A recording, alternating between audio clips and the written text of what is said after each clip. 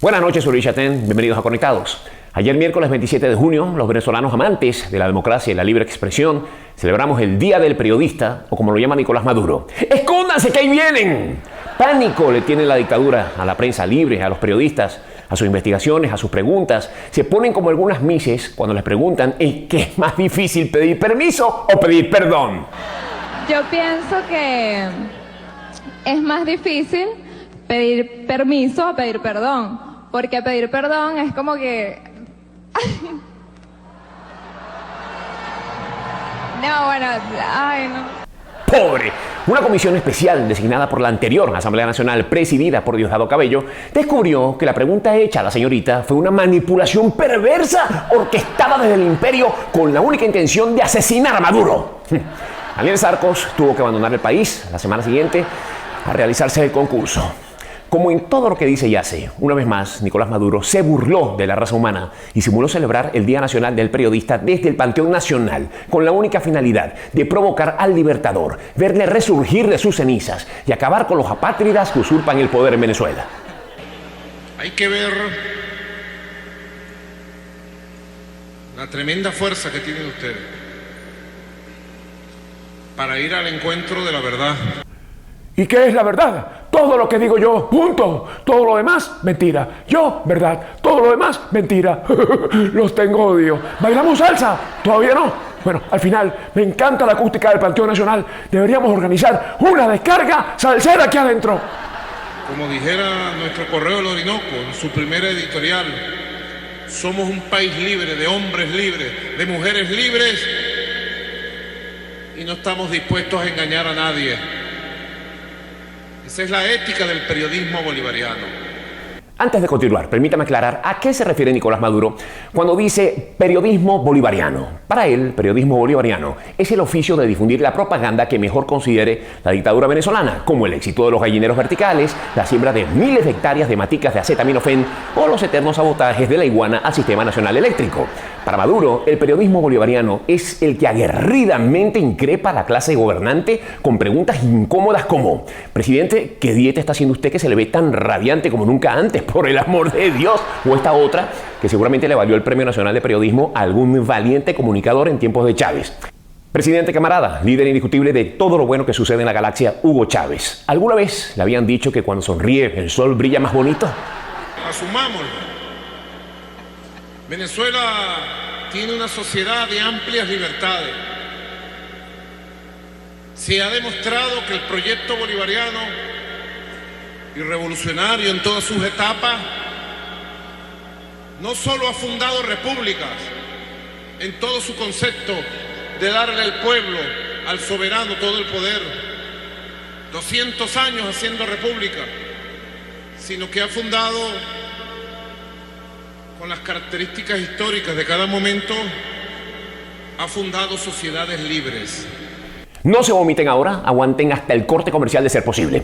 La capacidad de mentir de Nicolás Maduro es ilimitada. La dictadura venezolana tiene de promotora de libertades lo que Diego Armando Maradona tiene de promotor de buenos modales. Asumámoslo, Venezuela tiene un dictador de poca vergüenza. Lo único que se ha demostrado es la capacidad fundadora de nuevas riquezas personales que tiene el parapeto revolucionario, su capacidad destructora y opresora. Nicolás confunde fundación con fundición de sociedades libres. El dictador conguero hace una interesante reflexión. Todos ustedes me dicen a mí: Maduro, no te rindas. Es que ustedes me ven a mí cara de rendirme, porque me lo dicen. Bueno, porque si te rindes cae mucha gente que, tú sabes, agarraron un poquito aquí, un poquito allá, y la verdad ya nos acostumbramos a los fines de semana en el barco en Morrocoy, a los viajes en los aviones privados de PDVSA, a los hoteles lujosos en las giras europeas, esas cositas. Vamos, Maduro, no te rindas. Hemos caído en una sola tentación que nos llevara en algún momento, con alguna fuerte justificación, a tomar medidas excepcionales y abandonar el camino electoral o abandonar el camino de la democracia y las libertades. Un verdadero demócrata jamás consideraría la opción de abandonar el camino electoral o el cercenamiento de las libertades. Solo quien considera esa vía como una opción puede eventualmente sentirse tentado a transitar la ruta hacia la dictadura. Es la clase de gente que más tarde, sin ningún tipo de vergüenza, confesaría. La llegada del comandante Hugo Chávez, bueno, fue nuestra venganza personal. Cambiando de tema, hablemos del Mundial de Fútbol. Entramos en octavos de final y hasta ahora la mayor sorpresa es la salida del actual campeón, la selección alemana. Este tipo de frustración es lo que en Alemania se conoce como strudel de carne mechada. Es horrible. Las selecciones consagradas pasaron la primera etapa. Goles espectaculares de Messi y Cristiano. Las fanáticas suecas. ¡Wow! Las fanáticas suecas. Muy distintas a las que se hacen las suecas. Como ya es costumbre, Argentina comenzó terrible y se fue colando hasta los octavos de final. Según mi equipo de escritores, así sucedió en el Mundial pasado. Es como Elías Jawa en la universidad. Comenzó muy mal y nadie comprende cómo llegó al gabinete de gobierno. Ahora Elías es nacionalmente reconocido como el protector de todo lo que nadie quiere que proteja. La increíble proeza de la selección argentina fue opacada por el espectáculo protagonizado por este pequeño duende borracho. Una foto, por favor, pedile.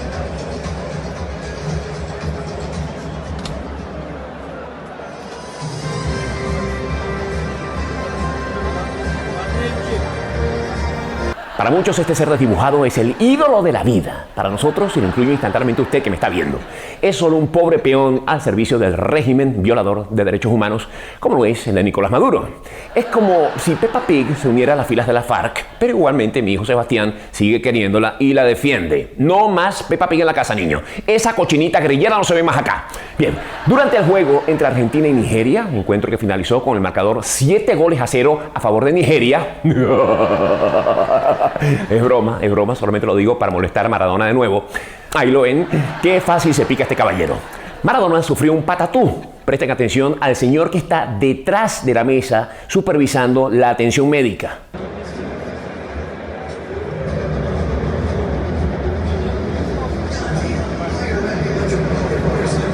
¿Lo vieron? El individuo se roba un sándwich mientras atienden a Maradona. No me molesta que le roben sándwich a Maradona. Lo que me molesta es que en verdad ese sándwich lo pagamos nosotros los venezolanos. Ese sándwich nos pertenece. En fin. Amigos, continúa la gira de mi nuevo show de stand-up. Se llama Nuevamente. Las fechas las ven en pantalla. Las que quedan acá en Europa. Sevilla, 29 de junio. Eso es mañana. Vigo, 30 de junio. Eso es pasado mañana, el sábado. Madrid, 3 de julio, la semana que viene. Zaragoza, 6 de julio. Y de vuelta a los Estados Unidos en Boca Ratón, el 28 de julio. Nos vemos muy pronto nuevamente. Tradicionalmente Conectados se genera desde las instalaciones de Noxo Studios en la ciudad de Miami. En esta ocasión lo hacemos agradecidos con el restaurante Ananá en la ciudad de Madrid. Es una producción de Ángela Furió para TV Venezuela y para Vivo Play. Hoy voy a conversar con el economista Leopoldo López Gil, padre del dirigente y preso político Leopoldo López. No se retiren, seguimos conectados.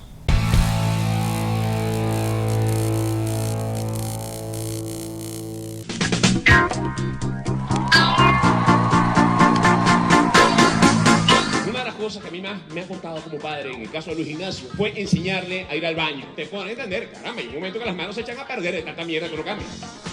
Yo no sé quién le pone los nombres a los huracanes. Que ahora ha hecho un huracán que se llama Irma, ¿verdad? O sea, Irma es como el nombre de una tía tuya que viene de Tupperware.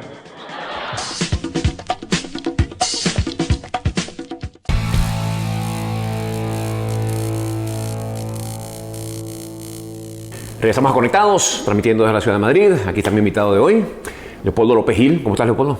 Muy bien, Luis. Muchísimas gracias por invitarme. Encantado. Fíjate que cuando llegaste acá a mi estudio madrileño, empezamos a hablar sin querer de un tema que para mí era la primera pregunta que te iba a hacer.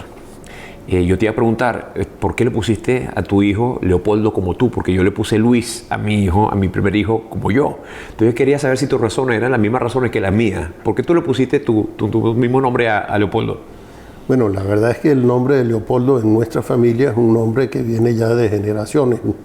En realidad mi padre se llamó Leopoldo por su tío, el hermano de su madre, que había sido un héroe también, un hombre que peleó por la libertad y la justicia en Venezuela, y pues la familia lo admiraba mucho.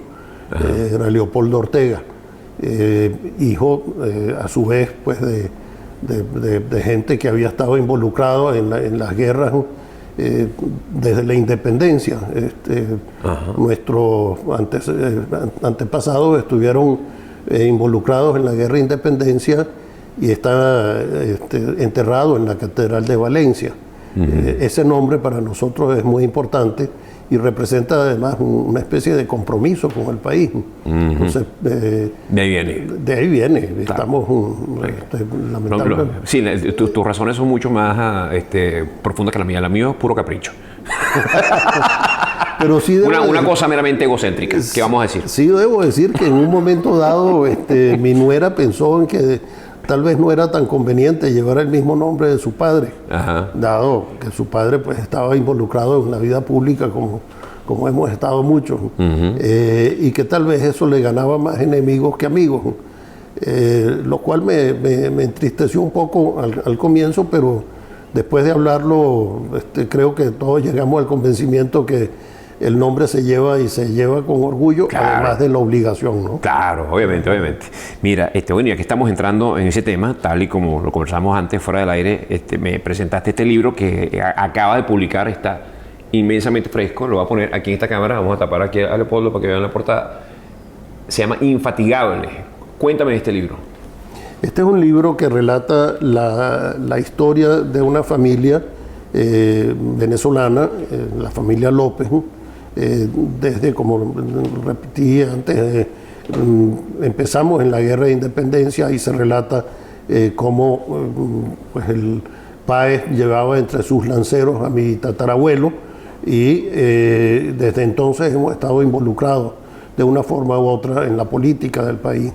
Este libro repasa todas estas generaciones, sobre todo hace mucho énfasis en la vida de mi abuelo Eudoro López, quien fue un mochista, un seguidor del Mocho Hernández, que fue tal vez uno de los primeros políticos que creyó en la defensa del voto en Venezuela y sufrió cárceles y exilio durante mucho tiempo de su vida, más de 20 años, y mis padres y mis tíos pasaron casi 15 años en el exilio, y todo esto lo relata este libro. ¿Dónde fueron exiliados tus padres? Mis padres y mis tíos fueron a los Estados Unidos.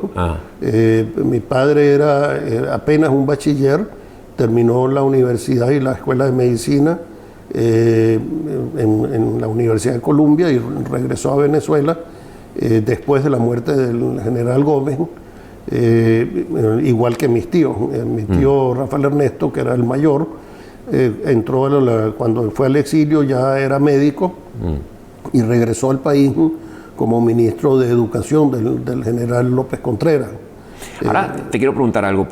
¿A qué se debe, a qué crees tú que se deba ese interés hacia el tema de la lucha por las libertades, el paso por la política que aparentemente pues se va transmitiendo de generación en generación en tu familia? ¿Crees que es algo que los padres le hayan inculcado a las nuevas generaciones en alguna forma especial? ¿A qué crees tú que se deba? Yo creo que se debe definitivamente a un tema de educación. Yo creo que los valores se inculcan, se labran en las personas, y el amor por el país, de la forma como nos educaron a nosotros, tal vez nos hace sentir un tanto obligados a servir públicamente. Todos hemos escogido distintas formas de servicio al país, pero siempre hemos sentido esa necesidad de servir al país, y yo sí creo que es una consecuencia de la educación que nos dieron y que hemos dado. ¿Cómo crees tú? Bueno, esto es se me da una envidia terrible que hayan hecho ustedes esto. Me obliga a mí a hacer el libro sobre mi familia porque esto es un obsequio, es un legado maravilloso para tus nietos, ¿no? Ciertamente, es muy importante que ellos vean de dónde venimos y el porqué, sobre todo de la lucha, ¿no? Es importante. Cuando Leopoldo estuvo preso la primera vez, cuando iba camino a Ramo Verde, nos dijo que él prefería explicarle a sus hijos por qué había estado preso y no porque se había perdido la libertad en Venezuela. Yo creo que eso ese tipo de frases hay que recogerlas, hay que labrarlas en el corazón de cada uno de los hijos de él. Además, te voy a decir una cosa, el que tú hayas hecho este esfuerzo con toda la familia para recoger la historia de ustedes hasta donde sea posible, hacer memoria, ponen un compromiso bestial a los nietos de escribir la segunda parte. ¿Sabes? A los nietos de tus nietos le va a tocar, oye, echarle, por lo menos sacar la segunda parte de aquí, a partir de aquí, hasta donde ellos lleguen. Para seguir manteniendo pues la herencia y el legado de la familia. Oye, ahora que estaba hablando del momento en que se llevaron a Leopoldo, te quiero preguntar, ¿qué pasaba por tu mente cuando viste que tu hijo se entregaba ahí en Chacaito? Por un lado sentía mucho orgullo por lo que estaba haciendo, porque acuérdense que él lo hizo voluntariamente y a conciencia de que se iba a enfrentar a un proceso de injusticia, no de justicia. Pero estaba también dando una lección al país, ¿no? Y de hecho pues todos hemos visto cómo ese gesto, ese sacrificio al final ha dado un fruto enorme, porque comenzó a desvestir ese disfraz de pseudodemocracia que tenía el régimen en ese momento. Ajá. Y que a partir de allí empezamos a ver cómo la represión, etcétera, simplemente convenció al mundo de que lo que había en Venezuela era una verdadera tiranía. ¿Ustedes estaban preparados para que bueno, sigue preso, está preso en su casa? Está absolutamente aislado. Está en una segunda etapa de su prisión, que es el hogar. Pero ustedes estaban preparados para que esto se extendiera tanto tiempo. ¿Pensaron que iba a durar tanto? Sinceramente, no. Yo pensé que la cárcel podía haber sido bastante más breve y no una sentencia de casi 14 años como la que fue. Obviamente un solo día de cárcel era injusto, pero 14 años me pareció un exabrupto por simplemente haberse expresado como se expresó, pues, es decir, un castigo a su discurso no podía ser de 14 años, pero evidentemente pues en un régimen totalitario todas estas aberraciones se dan. Yo creo que hoy en día si yo echo la película para atrás, sí pienso que tal vez la única cosa que yo no consideré era que se prolongase tanto ni el castigo ni la presencia del régimen. Ya regresamos con Leopoldo López Gil, acá en Conectado.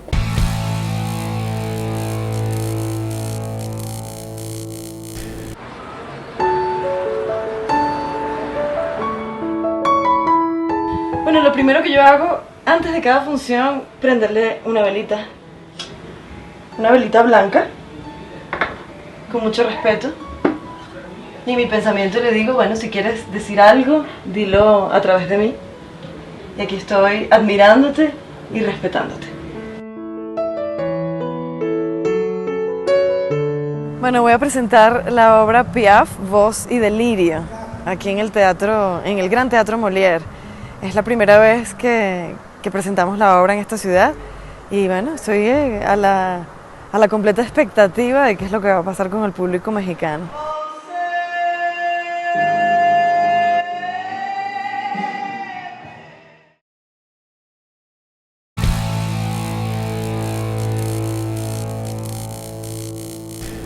Regresamos a Conectados, transmitiendo desde Madrid con Leopoldo López Gil, mi invitado esta noche. Te estaba preguntando por tus sentimientos hacia el momento en que se llevaron preso a Leopoldo, y ahora te quiero preguntar por el acompañamiento de los venezolanos a ese momento. Yo cuando vi las imágenes yo conozco a Leopoldo hace mucho tiempo y le tengo mucho aprecio, es un querido amigo.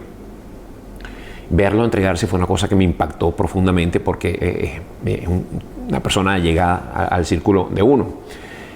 Y ver cómo la gente le acompañó con aquella determinación, aquella emoción de verle hacer lo que estaba haciendo en Chacaito, en la Plaza. ¿La Plaza Brión fue eso? La Plaza Brión. Ajá. Y entregarse, y todo eso fue un momento emocionante. O sea, yo sentía, oye, ahí estaba un venezolano dando un ejemplo tremendo. Ahora, en los días subsiguientes, no sé si los venezolanos le acompañamos en la medida justa. Si el viacrucis que emprendieron ustedes como familia, los vejámenes que sufrió tu esposa y Lilian en cada una de las visitas, los nietos además, ardieron en el alma de los venezolanos como ha tenido que arder. O sea, si realmente les acompañamos al nivel que tenemos que haberles acompañado, ¿qué sentimiento tienes tú para con eso? Yo sí lo creo que nos acompañaron. Bueno, hay una demostración que una vez que Leopoldo se entrega, el país comenzó en una marcha sin parar de protestas, ¿no? Y estas protestas que algunas veces se tornaron en desgracia porque la represión del gobierno hizo pues que se perdieran muchas vidas injustamente, y lamentablemente pues ese dolor de la pérdida de algunas vidas también nos llegó a nosotros, pero yo siempre he sentido que nos han acompañado mucho. Me impresiona mucho cuando uno va caminando por cualquier parte y se encuentra algún compatriota y nos dan abrazos, nos preguntan por Leopoldo, y desde luego me conmueve mucho encontrar a tantos otros que han perdido mucho más que nosotros. Esas familias, pues, para quien ya no hay reposición porque perdieron la vida de sus hijos, como los he encontrado aquí en Madrid, o algunos jóvenes que han sido, que fueron prisioneros y han sido torturados, y algunos pues han quedado muy marcados, y digo muy marcados en el sentido psicológico, que para quienes va a ser muy difícil pues recomponer su vida, porque algunas de esas torturas fueron realmente muy malvadas. Cuando uno ve todo eso, yo sí creo que hubo un sentimiento de solidaridad con el gesto de Leopoldo, y sí lo hay todavía.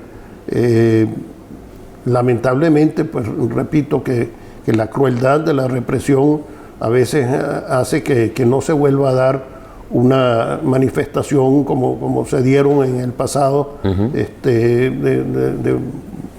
que hoy en día estarían muchísimo más justificadas. Si estuvieron justificadas en el 2014, en el 2018 están mucho más justificadas, porque ya está súper comprobado que el gobierno, todo lo que se dijo en ese año en la protesta de Leopoldo, ha sido comprobado. Es un gobierno corrupto, es un gobierno ineficiente, es un gobierno malvado que ha sometido a la gente a hambre, a la muerte por falta de medicina, y a una descomposición total moral y económica del país. Sabes que, yo creo que obviamente tú acabas de mencionar, acabas de dar en el clavo, anteponiendo a las familias que han perdido a sus miembros, a hijos, padres, nietos, conocidos, allegados, vecinos, en medio de la lucha por recuperar la democracia. Lo has puesto importantemente por delante. Ahora, ustedes han vivido en carne propia algo que muchísimos venezolanos no hemos vivido, que es pagar las consecuencias de la lucha por las cosas que ustedes creen, tanto tu hijo Leopoldo, toda la familia la ha pagado en alguna forma. Tú mismo estás aquí en Madrid, no puedes volver a Venezuela por el tema de la directiva del Nacional. Yo he sentido que en algunos casos se hacen ataques, o sea, la gente a veces también ataca a aquellos que han participado de esta lucha durante 20 años. Por algún detalle, por alguna cosa, porque Lilian en algún momento agradeció una cuestión. La gente también a veces, busca una perfección que en medio de la desesperación que estamos atravesando, yo trato de todo, intento entenderlo todo, porque es muy difícil para absolutamente todos lo que está sucediendo. Pero ustedes, como aquellos que viven en una diferencia, lo que está pasando en carne propia, ¿cómo lo analizas? ¿Cómo lo reflexionas? Cuando ustedes son objetivo del ataque de los mismos que creemos en el rescate del país. Sí, yo justifico eso por la desesperación que vive la gente, tal vez. Es lamentable que la gente en esta, digamos, ansiedad, a veces anteponen una reacción sin pensar en las consecuencias de sus reacciones. Hay mucho que está en juego, desde luego, y, por ejemplo, esa crítica que se hizo alguna vez por agradecer un gesto, mira, ponte tú en los zapatos del otro y trata de ver cuál hubiese sido tu reacción. No una reacción pensada, no una reacción que haya sido ensayada, no, una reacción inmediata, una reacción espontánea.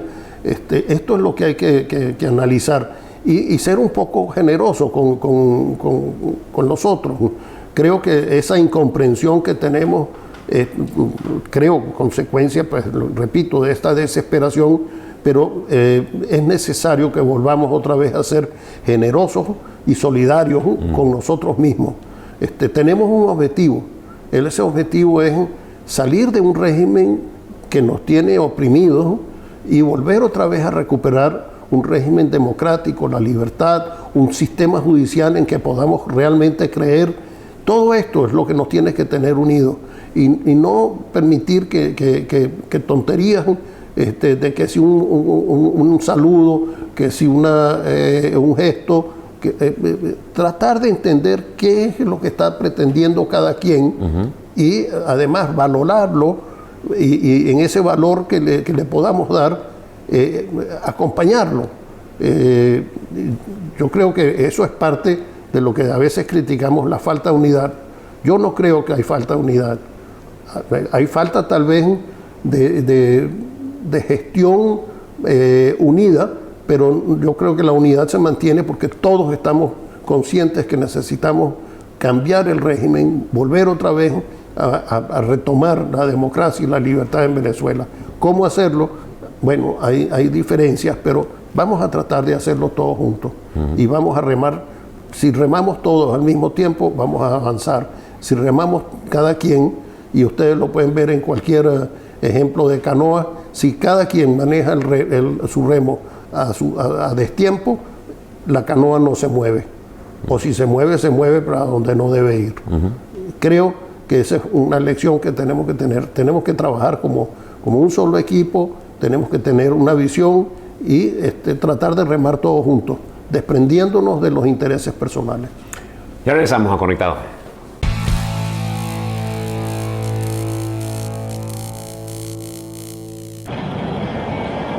¿Cuánto creen ustedes que puede costar la mensualidad de una Forerunner como esta que estoy mostrándoles en este instante?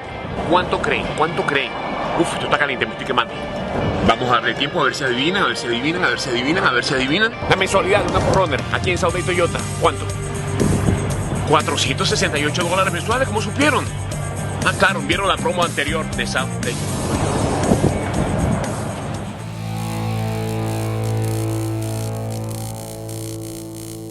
Regresamos a Conectados. Leopoldo López Gil es mi invitado esta noche. Oye, Leopoldo, te estaba leyendo tus artículos, bueno, publicas semanalmente en el Diario El Nacional. Correcto. Y hablabas en el más reciente sobre un trabajo que, ¿quién? De la Roma antigua, ¿cómo era? El emperador Marco Aurelio. Marco Aurelio, ajá. Que escribió sus notas realmente. Hoy lo conocemos como las meditaciones de Marco Aurelio. Y eran notas que él se hacía para recordarse algunas cosas o cómo comportarse como César. Entre otras cosas, pues, hablaba mucho que nos atañe a los venezolanos, que no se puede robar algo que no se tiene. Y él se refería sobre todo al tema del futuro. O sea, si no se tiene futuro, pues no te lo pueden robar, pero sí te pueden robar el presente. Y de hecho en Venezuela pues nos han robado el presente, por lo tanto evidentemente nos están dejando sin futuro. Claro, todos tenemos un futuro. Robar el futuro es como robar una cosa que es intangible porque todavía no ha sucedido. Robar el presente es algo que es posible porque es algo que está en desarrollo. ¿Entendí bien? Entendiste muy bien, claro. Ahora, claro, en este artículo tú hacías referencia a cómo estos delincuentes se han apoderado de un país tan rico en distintas formas como lo es Venezuela. Y el mensaje del artículo, ¿cuál es? A que nos activemos a rescatar lo que hoy día nos pertenece para poder garantizarnos un futuro. Tal cual. Yo creo que el tema es que tenemos que definitivamente rescatar el presente.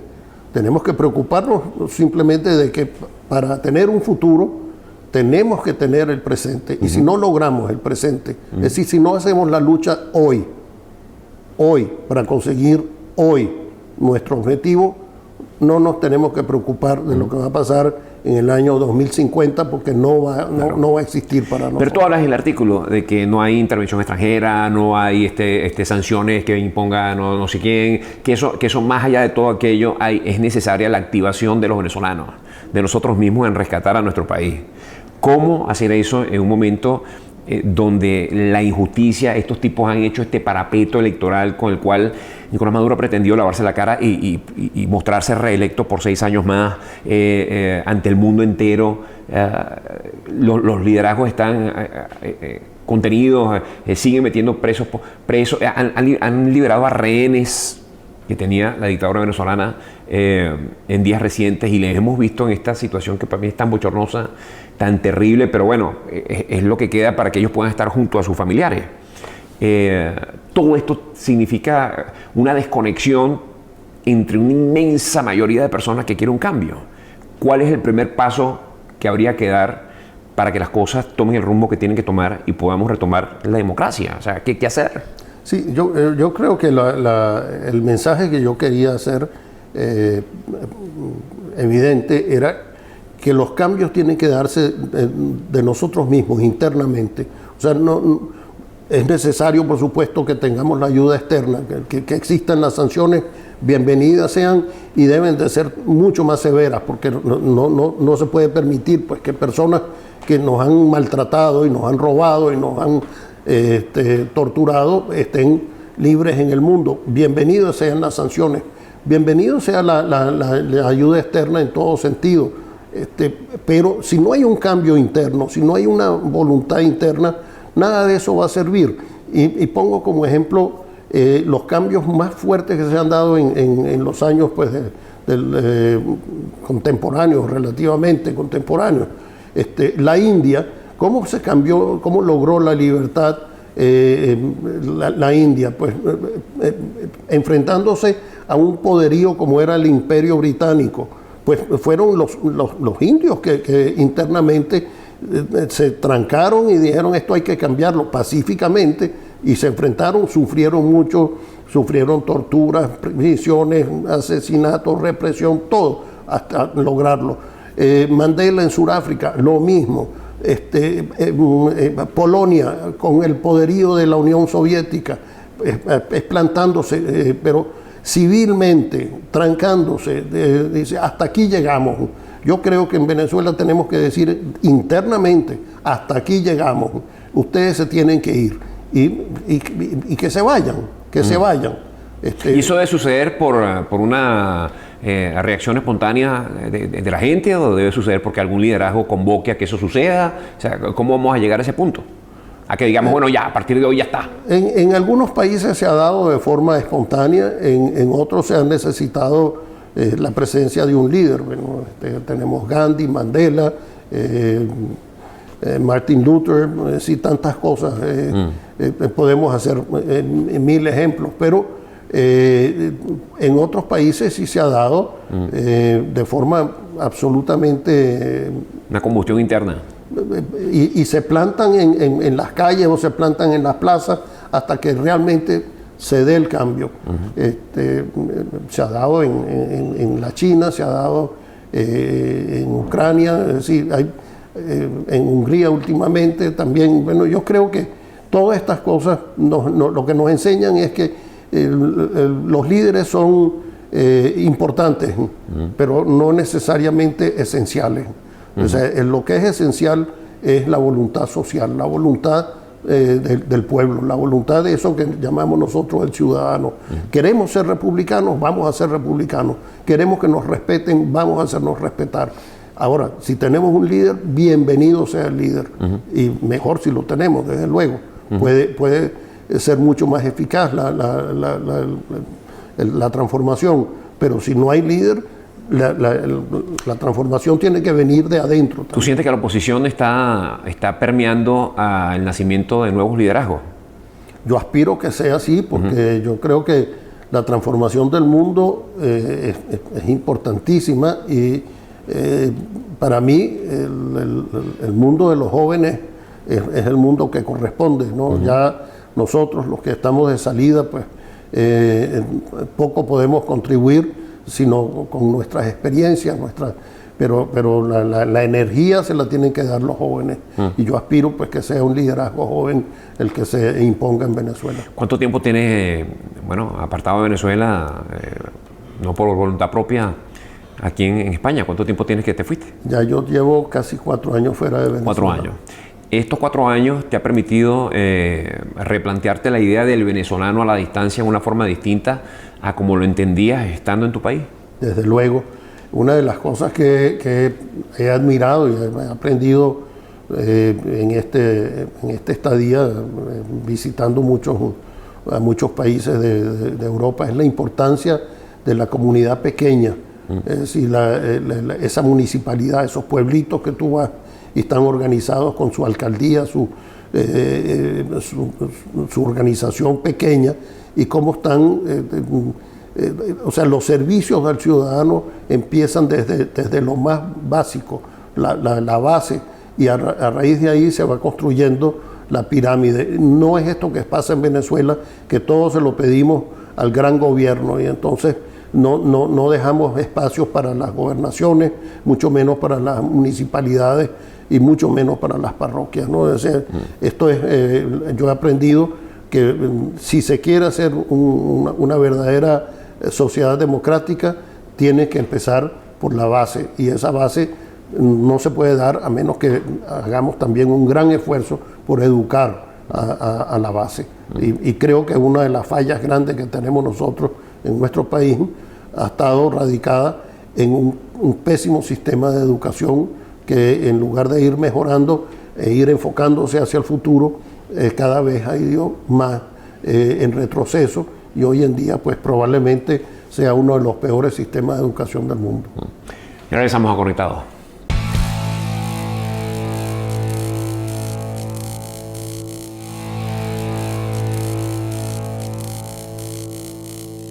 Regresamos a Conectados. Leopoldo López Gil, mi invitado. ¿Has podido conversar con Leopoldo, con tu hijo? Sí, telefónicamente sí puedo hablar con él. ¿Con qué frecuencia lo hacen?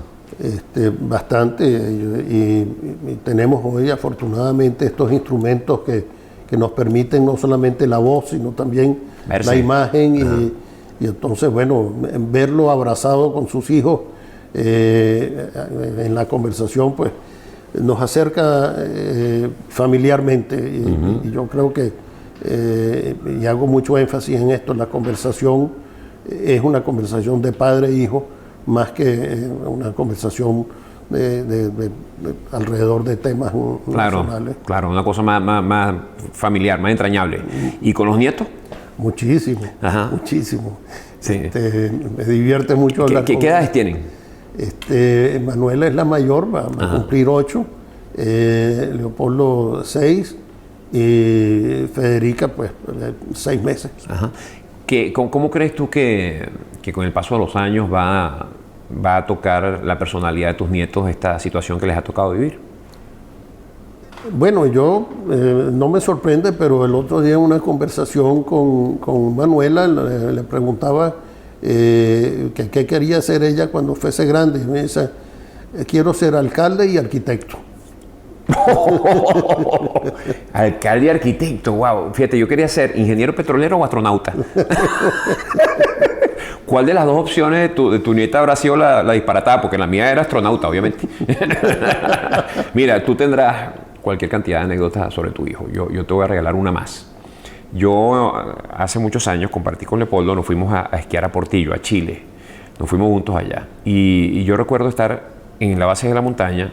Mentira, estaba a media montaña y estaba almorzando, y de pronto veo montaña arriba, a un lugar donde ya no llegan los lifts, Los lifts son las sillas que te dejan aquí. Y yo veo como más arriba allá, o sea, un lugar que solamente se puede subir a pie, un puntico que va como subiendo y subiendo. Y yo, oye, ese tipo qué loco, ¿para dónde va? Mira, y sigue subiendo. Y yo como y tal, y me tomo un jugo y sigo ahí descansando y sigo viendo. Y el tipo sigue subiendo. A los tantas horas y tal, esa cuestión, me entero que es Leopoldo, que iba caminando para arriba, y él siempre ha sido como un superatleta además, y con una determinación bárbara. Yo en ese viaje tuve la oportunidad de conversar mucho con él y lo conocí mucho en ese viaje. Y me quedé con la impresión de un tipo preparado, que se preparaba mentalmente para enfrentar un gran reto. Y para aquel entonces no teníamos la menor idea de que se aproximaba el tiempo de prisión que le ha tocado vivir. Cuando veo que está sucediendo aquello, cuando veo que Leopoldo se está entregando, lo primero que recordé fue la clase de tipo que él es. Y yo dije, él va a poder con esto. Él va a poder con esto, porque ese tipo que yo vi allá arriba en la montaña, encaramado él solo con una tabla, porque era una tabla de snowboard, y en medio, hundiéndose en la nieve, o sea, una cosa, yo decía, ese tipo va a poder con esto, y él va a poder. Yo estoy convencido de que sí. ¿Tu esposa cómo está? Está bien, bueno, también sufriendo como madre, pues lo que significa todo este proceso, y acompañando y trabajando mucho con Leopoldo, colaborando. Yo he observado que tanto Lilian como tu esposa también han visto transformar su vida en una vida de activismo de derechos humanos y de activismo político, el cual probablemente anteriormente no era de tal intensidad. ¿Cómo le ha cambiado? ¿En qué le ha transformado tú que eres su esposo? Bueno, yo creo que toda la familia se transformó en una familia de activistas por la libertad y la justicia, los derechos humanos.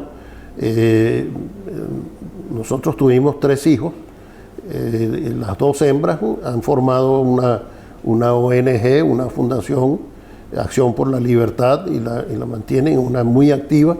Recientemente, por cierto, hicieron una exposición en Nueva York con los dibujos hechos durante la prisión de Daniel Ceballos. Esto lo preparó mi hija Diana, que es un artista y gerente de cultura, y mi hija Adriana, que pues colabora muchísimo desde los Estados Unidos. Ella vive en Estados Unidos, y pues fomentando lo que es la acción por la libertad en todo sentido, no solamente la de Leopoldo, sino de todas esas personas que lamentablemente, que son más de 300, es decir, a veces suena que, bueno, ustedes están trabajando por la libertad, Leopoldo. No, estamos trabajando por la libertad de 300 y pico de personas, pero realmente estamos trabajando por la libertad de Venezuela, porque mientras haya un solo preso político, toda Venezuela estará presa políticamente. Sí. O sea, nosotros tenemos que tener esa conciencia. Y esto, toda la familia lo ha tomado como un reto. Desde luego, Antonieta dejó de trabajar, era una ejecutiva en el mundo petrolero, conoce muy bien el mundo petrolero. Luego estuvo trabajando en el mundo de comunicaciones, y hoy en día, además de su función de madre, está colaborando mucho en la parte comunicacional de Leopoldo. Y le hemos visto además en distintos escenarios muy importantes del mundo, reunido con parlamentarios en todos lados. O sea, han ido a visitar al Papa no sé cuántas veces, se han reunido, es lo que llaman un networking muy importante, que también ha colaborado a que el mundo voltee y dirija la mirada finalmente a que lo que está sucediendo en Venezuela, más allá que somos una nación rica en petróleo con la que hay que hacer negocio, allá hay un tema de violación de derechos humanos tremendamente urgente. Así es. Yo creo que esa labor que se inició desde afuera, que trataron de acallar, por ejemplo, a Lilian le han quitado el pasaporte, le tienen prohibido la salida del país, porque su voz fue impresionantemente fuerte, muy, muy contundente en el exterior.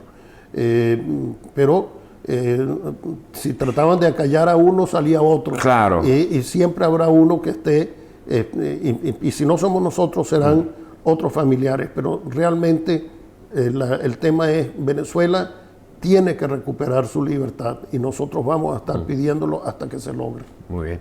Oye, déjame intentar a ver si la pego. Cuando Lilian trató de salir utilizando su pasaporte, ¿lo reportaron como extraviado? No, en el caso de ella fue por un juicio que le abrieron. Ah, que le abrieron. Sí. Ah, mira tú. Sí, porque ese cuento de los pasaportes extraviados, con eso tienen a media humanidad presa en el país. Así es. ¿Ah? Qué democrático. Sobre todo cuando llegan del exterior, les dicen, bueno, este pasaporte ha sido reportado extraviado. Y dicen, ¿cómo? Sí. Si lo he tenido yo siempre. Aquí está, no, yo lo tengo. Bueno, oye, Leopoldo, muchas gracias por acompañarme esta noche y además gracias por la lucha que junto a tu familia han dado por Venezuela. Muy importante. Este libro además nos va a interesar mucho leerlo para comprender un poco más y, bueno, seguirle teniendo cariño a la familia López. Muchísimas gracias, Luis. A ti. Hasta pronto.